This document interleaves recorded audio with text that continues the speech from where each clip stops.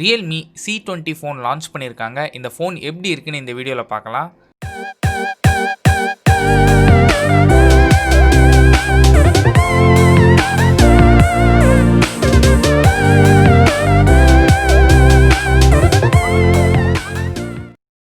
ஃபோனோட design plastic தான். Realme C11ல் கொடுத்த சேம் டிசைன் தான் இந்த ஃபோன்லையும் யூஸ் பண்ணியிருக்காங்க.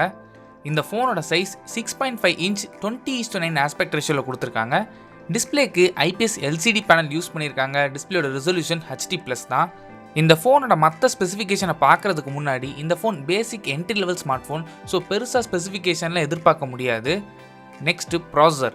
இந்த ஃபோன் MediaTek Helio G35ல் ரன் ஆகுது. இந்த ப்ராசஸர் பேசிக் என்ட்ரி லெவல் ப்ராசஸர். நார்மலாக 4 to 5 ஆப்ஸ் இல்லைனா சோஷியல் மீடியாஸ் மட்டும் தான் நீங்கள் யூஸ் பண்ணுவீங்கன்னா இந்த ப்ராசஸரால் ஈஸியாக ஹேண்டில் பண்ண முடியும். கேமிங்லாம் இந்த ஃபோனில் நீங்கள் எதிர்பார்க்க முடியாது. அப்படியே நீங்கள் கேம் லோட் பண்ணால் கூட ஃப்ரேம் ட்ராப்ஸ் நிறைய இருக்கும். லோ கிராஃபிக்ஸில் மட்டும்தான் உங்களால் ப்ளே பண்ண முடியும். இந்த ப்ராசஸரை சப்போர்ட் பண்ணுறதுக்கு 2GB RAM 32GB ஸ்டோரேஜ் கொடுத்துருக்காங்க. Next cameras. Primary sensor 8 megapixel. இந்த பிரைமரி சென்சரோட அப்பேச்சர் f2.0. கூடவே LED ஃப்ளாஷ் கொடுத்துருக்காங்க. மார்க்கெட்டிங் கிமிக்காக டியூவல் கேமரா ட்ரிபிள் கேமரான்னு சொல்லி கொடுக்காம சிங்கிள் கேமரா கொடுத்துருக்காங்க. அதுவே நமக்கு போதும்.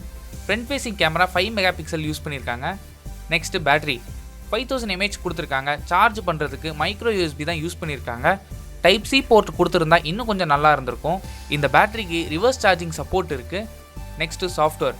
Android 10ல் தான் இந்த ஃபோன் ரன் ஆகுது. இதுக்கு மேலே Realme UI அப்ளை பண்ணியிருக்காங்க. Next pricing.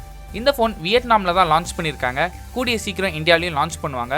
Realme C20 வியட்நாமில் 7800 ரூபீஸ்க்கு லான்ச் பண்ணியிருக்காங்க. 2GB RAM 32GB storage variant. இதே ப்ரைஸுக்கு இந்தியாவில் லான்ச் பண்ண மாட்டாங்க. 7500 ரூபீஸ்க்கு லான்ச் பண்ணாங்கன்னா நீங்கள் தாராளமாக வாங்கலாம்.